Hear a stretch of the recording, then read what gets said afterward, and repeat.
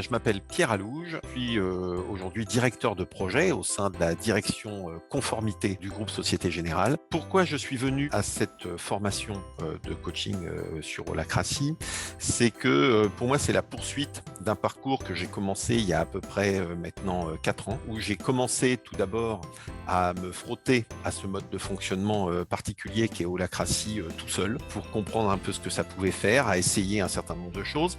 J'ai poursuivi en allant à la formation praticien, qui a été pour moi extrêmement riche d'apprentissage, j'allais dire de la pratique au quotidien. Quand je suis retourné au sein des équipes Société Générale, je me suis rendu compte assez rapidement que la formation praticien m'avait apporté un certain nombre de clés, mais que j'avais besoin de compléter cette formation pour savoir accompagner d'autres équipes qui avaient envie d'aller vers le mode de fonctionnement Holacracy, et il me manquait du savoir-faire, des façons d'approcher Holacracy pour accompagner plus de personnes vers ce mode de fonctionnement. Je ressentais ce besoin de façon assez forte, je le ressens toujours d'ailleurs, parce que je croise énormément de personnes qui s'y intéressent sans oser franchir le pas. Donc à chaque fois, c'est l'occasion d'avoir de nouveaux arguments et de nouvelles clés pour convaincre. Les bénéfices pour moi d'avoir suivi cette formation,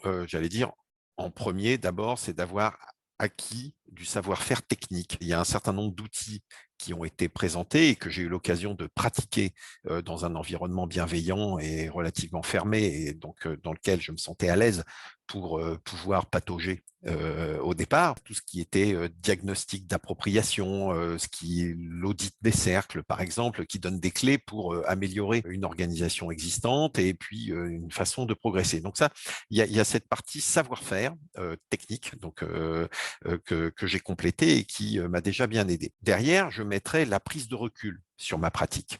C'est-à-dire que je me suis rendu compte que mon approche de la gouvernance, par exemple, n'était pas la bonne. Je manquais de recul, je manquais d'une vision plus globale de cette réunion de gouvernance, de façon à pouvoir mieux la piloter et à mieux intervenir au sein de cette réunion gouvernance pour guider mes partenaires de jeu, que sont les autres participants de la réunion. Pour moi, c'est un aspect majeur. C'est ce qui va m'aider, ce qui m'aide déjà d'ailleurs, à faire évoluer ma posture. Il y a un bénéfice qui n'a rien à voir avec tout ça et qui a, entre guillemets, rien à voir avec Holacracy, mais c'est d'avoir eu l'opportunité d'élargir mes connaissances au sein de la communauté Holacracy en France.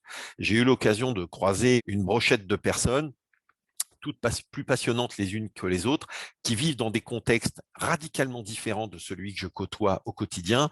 Ça m'a donné plein d'idées sur comment mieux piloter la relation avec les personnes. Ça m'a donné l'occasion de m'interroger sur comment je peux approcher des personnalités différentes pour arriver à mieux les guider dans ce mode de fonctionnement qui est très différent et qui permet à chaque personne de s'épanouir beaucoup plus. Sur ce qui concerne les aspects marquants donc, en termes de posture, une de mes grandes découvertes au cours de la formation, c'était qu'on avait la capacité effectivement d'intervenir pour accompagner les personnes, quel que soit le rôle que l'on joue dans la réunion. C'est-à-dire que l'on soit le facilitateur qui a plus facilement, quelque part, la casquette de coach, mais qu'on peut aussi, entre guillemets, être même en simple participant à la réunion ou en étant le premier lien ou en étant même le secrétaire au sein de la réunion gouvernance ou triage d'ailleurs, on a toujours un angle de vue et une opportunité d'accompagner les personnes et de les pousser à se mettre en mouvement, à prendre l'initiative et à prendre leur destin en main. Et ça, je ne l'avais pas vu du tout. Je pensais qu'effectivement, seul le facilitateur avait cette possibilité-là, et encore, je n'avais pas vu auparavant que ce facilitateur, qui est relativement neutre, a priori dans son rôle, mais tout en restant neutre, peut être très interventionniste dans l'accompagnement des gens pour les mettre en mouvement. Et ça, c'est un aspect que je n'avais pas vu du tout.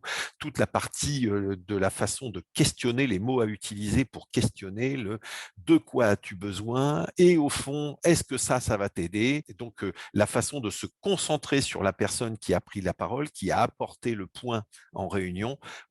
Comment on utilise des tas de petits morceaux de phrases qui vont permettre de ramener l'attention de tous les participants sur la personne et sur son sujet. Ça, pour moi, c'est un des points que j'utilise maintenant, alors tout le temps, à chaque réunion. D'ailleurs, j'ai commencé à capillariser ces connaissances-là auprès des gens qui fonctionnent en holacratie avec moi. J'ai mieux perçu aussi ce qu'il était possible de faire aussi en dehors des réunions pour pouvoir accompagner les personnes sur ces registres-là, leur montrer en quoi ils ont toute capacité au sein de leur périmètre et de leur rôle de se mettre en action et qu'ils ont la possibilité de le faire. Parfois, ça se résume à un verbe qui est le verbe oser. Ils n'ont plus qu'à oser faire le premier pas. Le reste suit de façon mécanique derrière. L'évolution de posture, elle est vraiment là. Je pense avec le recul qu'avant la formation, j'étais presque un peu trop timide. Ça va peut-être te surprendre comme vocable, mais presque un peu trop timide pour arriver à guider les personnes et à leur donner l'opportunité de se mettre en mouvement. Le format en ligne qui était proposé, compte tenu des circonstances, la période sanitaire que nous traversons, au départ, a suscité pour moi un peu de surprise, ou en tout cas j'ai un peu d'appréhension. J'étais pas forcément serein. Je suis quelqu'un qui aime le contact. Tout d'abord, j'ai beaucoup apprécié l'outillage qui a été mis autour de la formation. C'est très complet. On a à la fois des endroits pour poser des questions, des outils qui permettent de visualiser ce qui se passe pendant les formations. On a tout un paquet de vidéos à disposition qu'on peut voir, revoir, revoir pour bien se les approprier et domestiquer les notions. Pour moi, c'était clairement un atout donc d'avoir tout cet outillage que l'on a beaucoup moins quand on est en présentiel. Le point qui est intéressant aussi, qui a des atouts et des inconvénients, hein, soyons clairs, le fait d'avoir des slots dans la semaine, donc 3 après-midi dans la semaine, ça nous donne un petit temps pour digérer chaque aspect avant de passer au suivant. Dans l'approche de la formation, c'est plutôt bénéfique. Le revers de la médaille qui consiste à se dire, si on faisait tout en une semaine, bah on rentre dedans et on s'immerge complètement et on n'en sort plus, c'est vrai. Après, je pense qu'à la sortie, on met plus de temps à décanter. Alors que là, on a eu l'opportunité, enfin moi j'ai ressenti comme ça, j'avais l'opportunité de décanter un peu chaque élément d'une session sur l'autre. Et donc, j'ai eu le sentiment d'être plus prêt à affronter entre guillemets l'élément suivant nouveau qui allait se présenter que si ça avait été enquillé l'un à la suite. En fait, c'est absolument pas gênant de pratiquer, que ce soit les échanges, les conversations, etc., tout en ligne. Ça se fait de façon très smooth. Les hésitations, les moments de rigolade, les crashs, quand il y en a, quand, quand on se plante magnifiquement sur quelque chose, bon voilà, ça marche exactement de la même manière. Pour moi, c'est assez transparent. Effet intéressant aussi, et là c'est plus mon côté empathique qui va parler, c'est qu'il n'y avait pas besoin que la personne qui habite à l'autre bout de la France se déplace, s'éloigne de sa famille, enfin, etc. Et il aurait pu être un peu en inconfort quelques jours parce que éloigné de ses bases. Là, non, comme on reste chacun proche de nos bases, on est plus confort, c'est plus facile, c'est plus souple, il n'y a pas à voyager. Voilà, il y a un côté logistique qui se fait assez bien. Il y a la formation en tant que telle qui pour moi a été bénéfique pour moi, de nombreux points de vue. Ça m'a fait mûrir sur ma pratique, ça m'a fait, j'allais dire, grandir sur mon savoir, sur un certain nombre de choses. D'ailleurs, je reste intimement convaincu que l'outil est extrêmement puissant et je cherche d'une façon ou d'une autre le comment je vais pouvoir l'insérer dans l'organisation dans laquelle je travaille de façon à ce que cette organisation prospère encore plus.